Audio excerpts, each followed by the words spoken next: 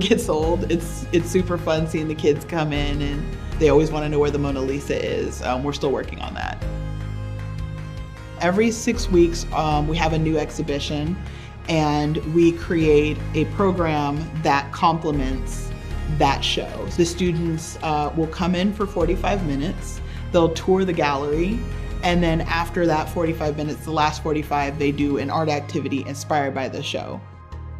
The entire program is funded through donations and grant funding, and the school pays absolutely nothing. They don't pay for the supplies, they don't pay for the bus reimbursement. The whole experience is free. A lot of these students get one field trip a year, and this is it. And a lot of them, I'll ask, have you ever been to a gallery before? And they'll say no. And some of them have never even been to a museum before. We can't afford to pay for something like this on our own, so to have an opportunity like this is invaluable to us because without that, we would not be able to come to places like the gallery. We don't get a lot of field trips. To ride a bus was a huge thing. To not be at school today was a huge thing. A kiddo said, I was actually excited to come to school today because I knew we were going on the field trip. So yeah, this is a highlight for them for sure.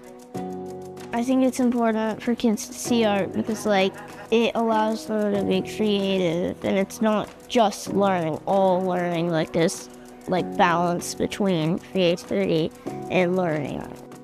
Students these days are having a hard time even getting out of the classroom. There's just not a lot of funding for field trips and transportation for a lot of these schools. So our goal for this year is $25,000 for our Fund and Need section, which will go completely to our Tour Talk Create program, funding art supplies, the teaching artist, and bus reimbursement.